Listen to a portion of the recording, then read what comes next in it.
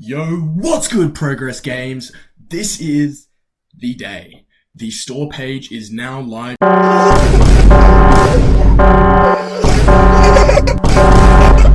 If you can go wishlist it right now, please do. It is the absolute best way to support development. Super excited to have the store page finally live. Go wishlist it. Link is down below. I'm going to play the trailer right now.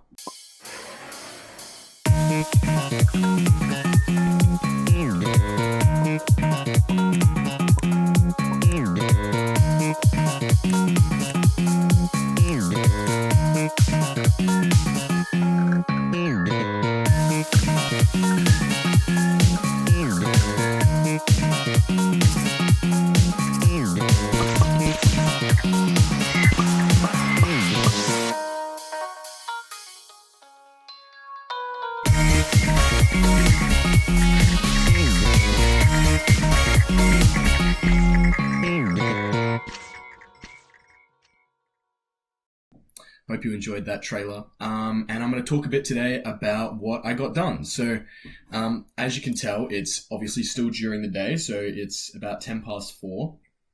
And I've spent most of the day obviously working on the game, and then I thought I'd take a bit of a break. I'm going to go for a swim, and then after that I'm going to get back and remake the trailer, or do a rehaul of the trailer with some new music that I've gotten from the very talented music creator Stead, is how I know him. But yeah, let's dig into what I've actually done today. So as I mentioned last week, I was doing a lot of work with the stats system, so the rewrite is still continuing to come along well. I also added some pretty basic formatting here, just for displaying stats in the UI. So obviously if it's a time, it should show minutes and seconds. If it's like a speed metric, it should show pixels per second, stuff like that. So all of that formatting is here. This is, I love this. I'm really glad I did do this. I think it's so helpful for the longevity of the game in terms of like the maintainability. As I mentioned in the last devlog, the previous method, I would literally have these update display functions, and this would be different for every single stat. And as you can see, there were heaps and heaps of stats. So oftentimes I would copy stuff over. I would have to rewrite certain things, make minor tweaks. It was not streamlined at all. So now I've got a really standardized system, which is great. Which I did some more work on today. Another system which I've been working on is also the mouse here. So in the game, also I think you might get some new music here. Let's see. Wait.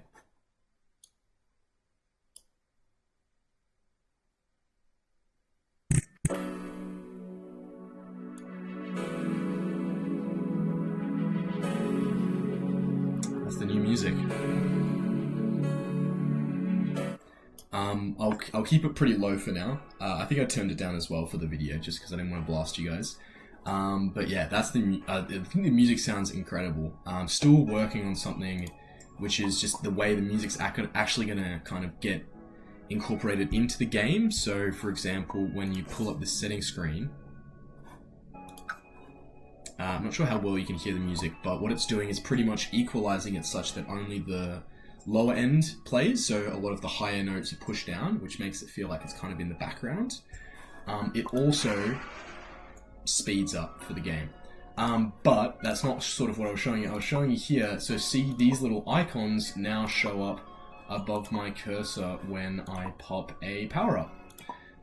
So this was pretty basic to implement. What it really just is just a HBox container that I've just filled in with a bunch of power-ups. But I realized that in the future I'm going to need other stuff to go around the mouse cursor. So what I ended up doing was making yet another kind of overhaul of an existing system where I create these reference rects. And these are actually really only for a visual display in the editor. But what these kind of let me do is define a particular area for a UI thing to go in. And that's really important because obviously the hit size doesn't stay constant throughout the game. So as you progress throughout the game, the hitbox will increase. And it increases pretty drastically to the point where, this right corner could be all the way up here. And so then obviously I need to move everything else accordingly.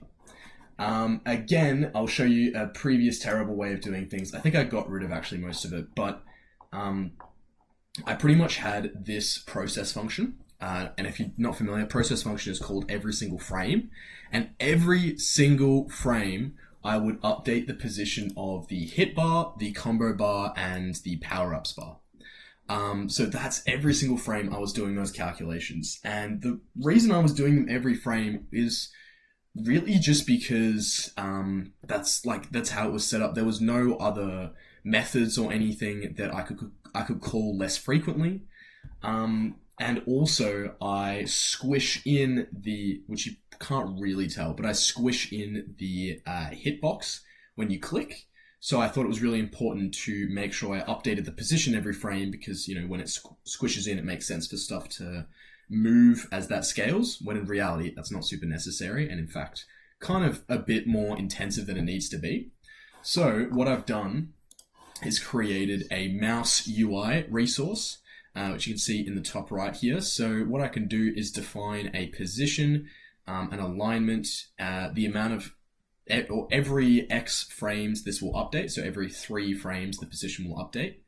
And I'll explain why that happens in a second. And then also the size, which is just the width here. So now all of this stuff is just going to auto align with some pretty basic logic that I created in here. I think it's a lot more readable as well now. So you can see I've got this update position function. I can come in here and pretty much it's saying update position for a particular mouse UI. If that UI should be shown above and left aligned, then put it in this position. If it should be shown above and center aligned, put it in this position. Right and center aligned, put it in this position. And then there's no other instances of it being in any other scenario. But if I did want to add, something like below and left aligned, I could easily do that. Even right aligned, I can easily add here. So I've got a super robust system for adding UI, which is great because I've got some more plans around UI to add to the mouse cursor. But also, so the reason I'm doing some of this stuff is updating every frame. So I can't get around the fact that some of this does actually need to be updated every frame. Most notably is the actual shape of this stuff changes.